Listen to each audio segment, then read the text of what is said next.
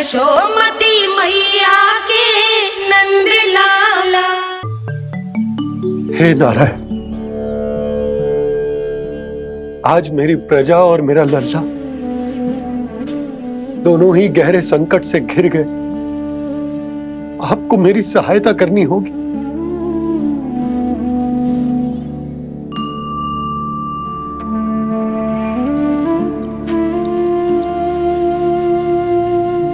प्रभु, पिता होने का कर्तव्य मुझे एक दिशा में धकेल रहे है तो राजा होने का उत्तरदायित्व वो मुझे दूसरी दिशा में खींच रो। इस भीषण संकट में मैं क्या करूं? मैं इस संकट में अपनी प्रजा का साथ भी ना छोड़ सकता हूं और ना ही अपने लल्ला को उस नरभक्षी सिंह की मान में भेज सकता हूं। आप ही को इस समस्या का समाधान निकालना होगा। जय शालिग्राम मुझे मेरे मैया बाबा ने दिया था और उन्होंने कही थी कि जब भी कोई संकट आएगा ना प्रभु, तो इसके रूप में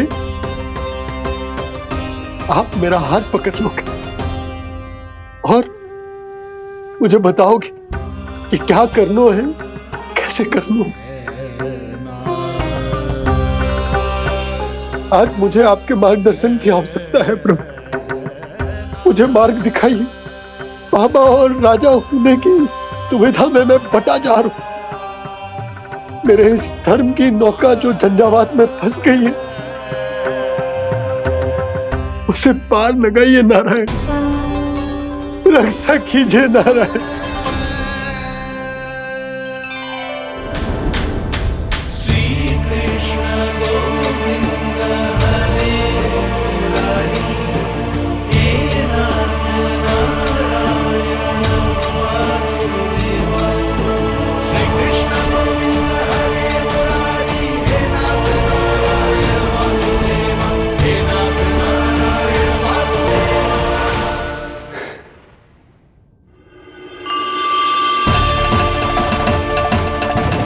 शालिग्राम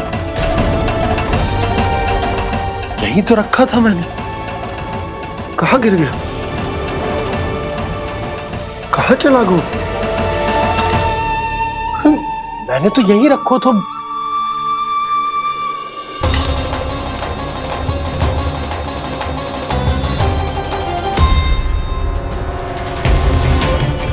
कान्हा, तू यहाँ क्या कर रहा है? शालिग्राम देखो तूने?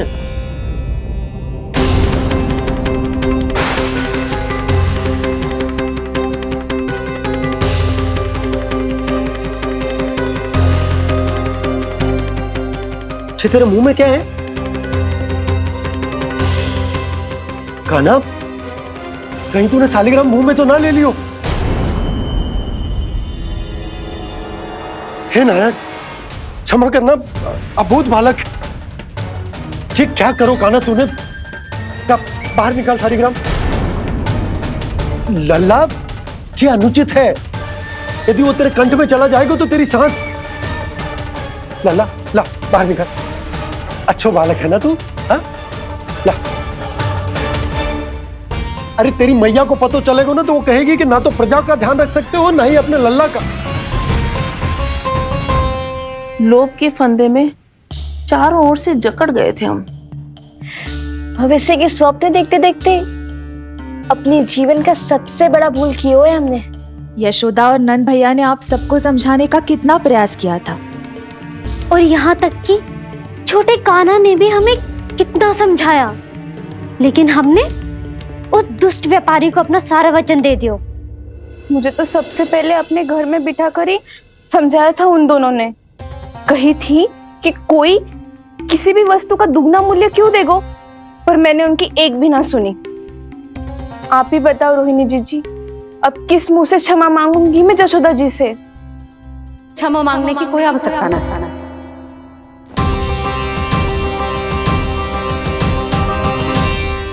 महत्वपूर्ण बात तो ये है कि तुम सबको अपनी भूल का आभास होगा और उसका पछतावा भी। पर अब तो बहुत देर हो गई है जसोदा जी, अब क्या होगा? जिस सुनहरे भविष्य के लिए हमने उस कपटी व्यापारी के सामने अपने नारायण के नाम का वचन दिया था, उसने वही भविष्य लेके राजा कंस के पांव के नीचे रख दियो है। संतुष्ट सुखी जीवन जी रहे थे हम। बछड़ों को उनके भाग का दूध मिलता था। हमारे बच्चे जितना चाहे दूध दही माखन खाते थे। अब उनके मुंह का निवाला छीनकर उस दुष्ट कंस को देना पड़ेगा चिच्ची। ना, नारायण की कृपा से तेरी जसोदा जिज्जी के पास गइयों की कमी ना है। मैं अपने घर का सारा गोधन पूरे गांव के साथ बांटूंगी। किसी भी बालक के मुंह से निवाला ना छिने को। नारायण की कृपा से गोकुल का एक भी प्राणी वंचित ना रहेगा। हाँ नहीं तो देख कान्हा, बाबा का कहना मान ले। कान्हा, तुझे नारायण की सौगंध है, वो शालिग्राम मुझे दे दे।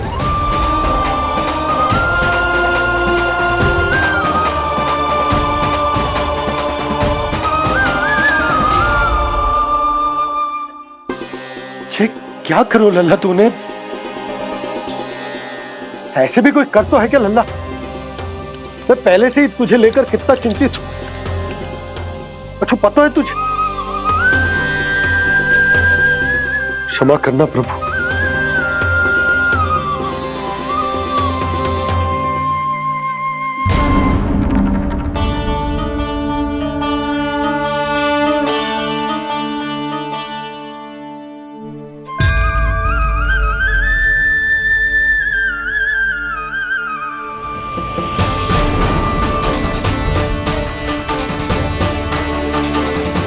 ये क्या कर रहे हो लल्ला? नारायण की मूर्ति कहाँ गई?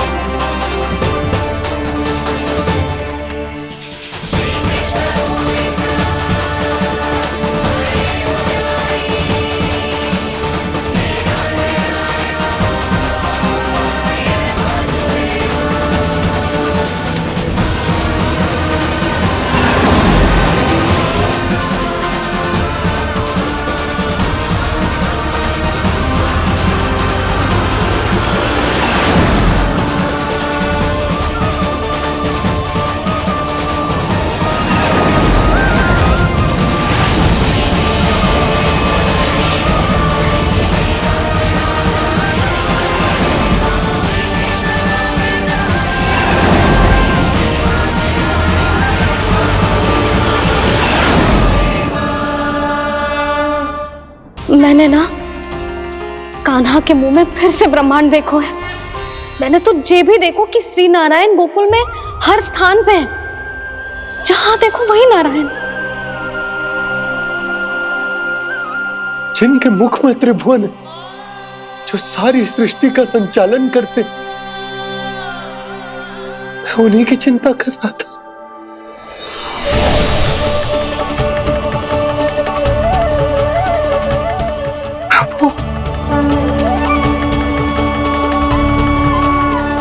प्रभु, बाहर भी आप हैं और भीतर भी। मुझे क्षमा कर दो प्रभु, क्षमा कर दो। इस सांसारिक माया में आकर मैं भूल गया था, जिनके पास सारी समस्याओं का समाधान है, जो किसी भी संकट को क्षण भर में समाप्त कर सकते,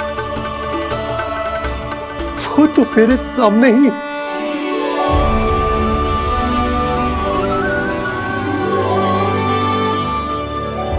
समस्या कैसी भी क्यों ना हो, चिंता समाधान नहीं, बाधा होती है।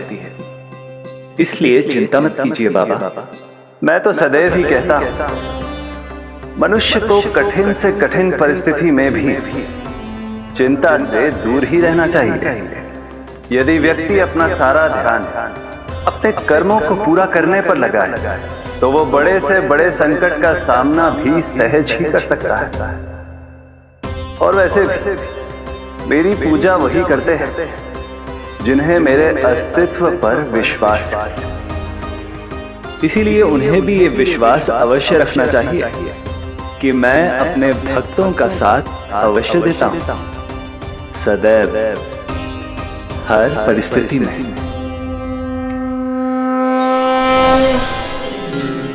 मैं आपके साथ ही हूँ बाबा।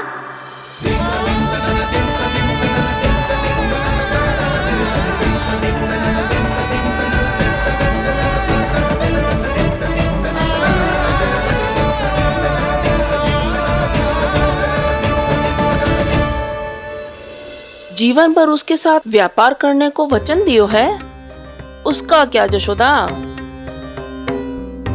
और उस दुष्ट कंस और उसके व्यापारी ने जो समस्या उत्पन्न की, उसका क्या? समस्या है तो समाधान भी हो गई। मैंने तो कही थी ना मौसी, जो हमारे समझ में ना आए उस समाधान का दायित्व भगवान नारायण पर छोड़ देना चाहिए।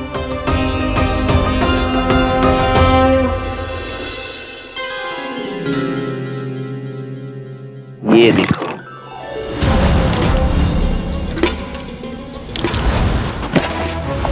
ये आभूषण, मोती, ये स्वर्ण उपहार में देने का सामर्थ्य किसके पास होगा?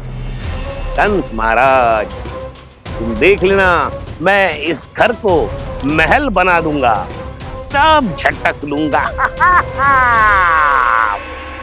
कान्हा, तुम तो अंतर्यामी हो, सब जानते हो। बताओ ना, कैसे मैं गोकुलवासियों की सहायता करूं? कोई उपाय सुझाओ। तुम्हारी ये रहस्यमयी मुस्कान बता रही है कि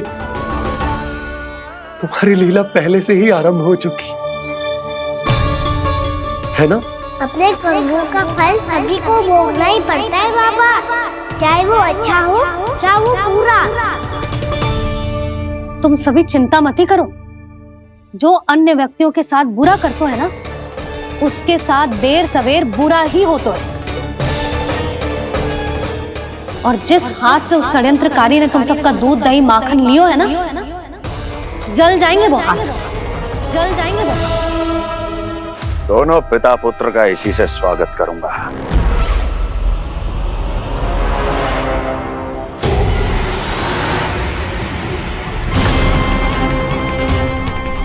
अचानक गदा में ताप कैसा? मेरे हाथ जल रहे हैं।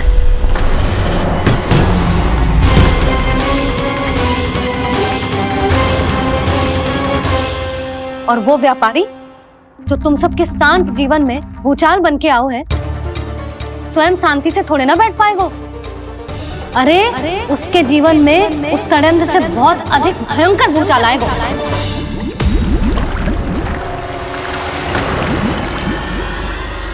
स्वामी, ये अपने आप कैसे उबलने लगा?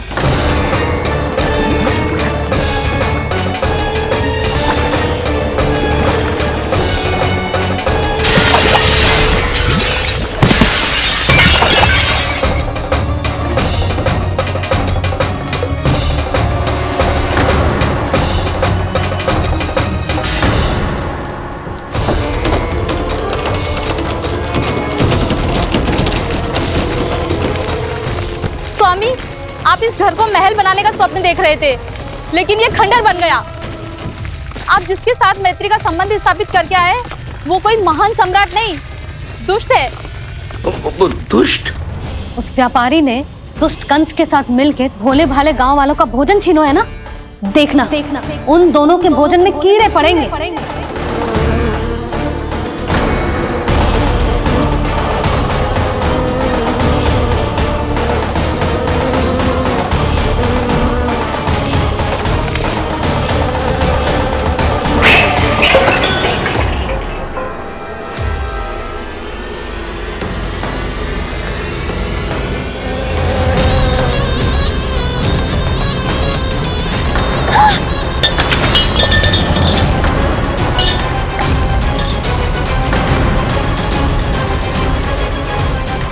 स्वामी, घर गया, जीविका का साधन गया, अब क्या जाएगा हमारा जीवन?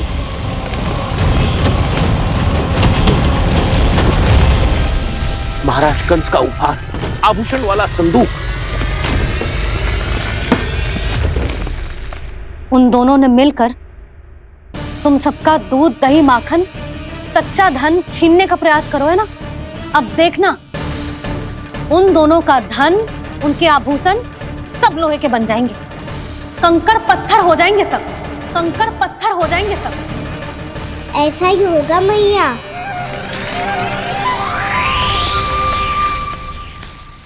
मेरे ग्राहक। लेकिन स्वामी, ये इतने क्रोध में क्यों दिखाई दे रहे हैं?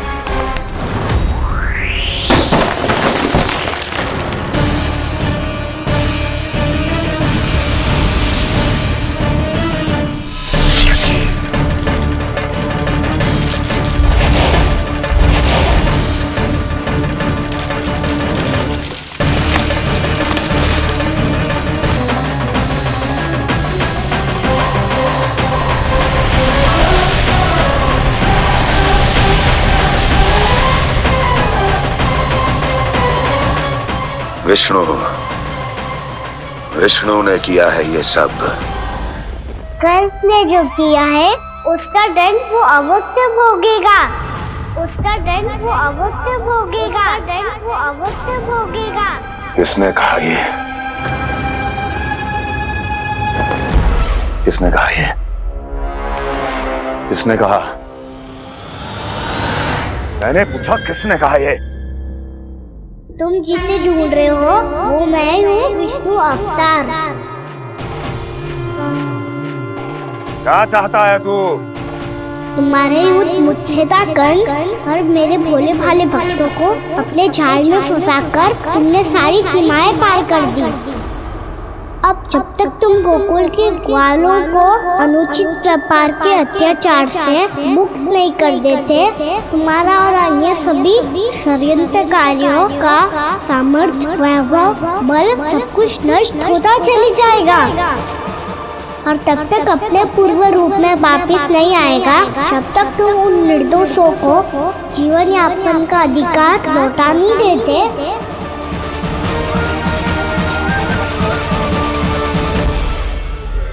महाराज, दूध दही माखन सब कुछ पूरी तरह से सड़ गया है। महाराज, सारा अनाज, फल और सब्जियां सब नष्ट हो चुकी है महाराज। महाराज, महल का सारा पेयजल दूषित हो चुका है। छल है ये। ओ विष्णु अवतार हमें अपने माया जाल में फंसा रहा है। ऐसी सड़ी हुई मिठाइयां मैंने आज तक नहीं खाई हैं। खोए की नहीं, पत्थर की बनी है ये, उससे भी कड़ी है तुम्हारी ये मिठाइयां। आज के बाद कभी मिठाई नहीं लेंगे। जो बुरे कर्म करते हैं उनके साथ बुराई होता है, और अच्छे कर्म करने वाले को अच्छाई मिलती है। आप अपना कर्म कीजिए बाबा, आपकी चिंता अपने आप दूर हो जाएगी। और हाँ बाबा, शीघ्र ही आपको एक बड़ा डिनर लेना होगा। स्मरण रखिएगा, जो होता है वो अच्छे के लिए होता है।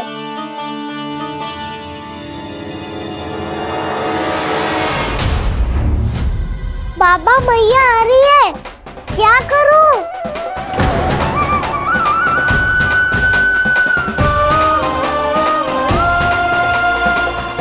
कछु सुझाव दो ना बाबा, जिससे मैया मुझे ऐसे नहीं देख पाए।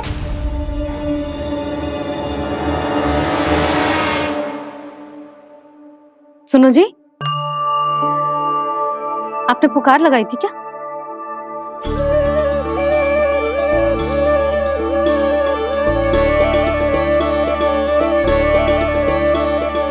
तुम मुस्कुरा क्यों रहे हो?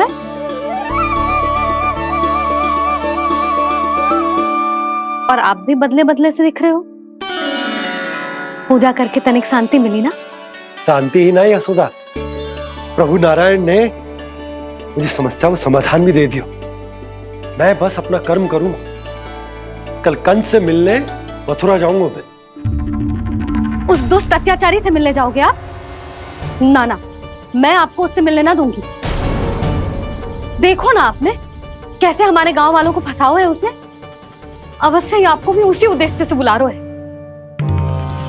आप मुस्कुरा रहे हैं प्रभु? कुछ देर पहले ही तो मैया सभी को मुझ पर अर्थात श्री नारायण पर विश्वास करने की सीख देकर आई है। अब देखो स्वयं भी चिंता करी है ये। चिंता मत ही करो यशोदा, मुझे श्री नारायण किसी भी जाल में ना फंसने देंगे। वो तो यही है हमारे साथ। यही है, इसका क्या अर्थ है जी? तुमने कही थी ना कि तुमने उन्हें हर जगह देखो, हमारे घर में, गोकुल में, तो इसीलिए तुम चिंता ना करो, मुझे अपना कर्तव्य करने दो। कल भोर होते ही मैं मथुरा निकल जाऊंगा। पता तो चले वो हमसे चाहतो क्या है।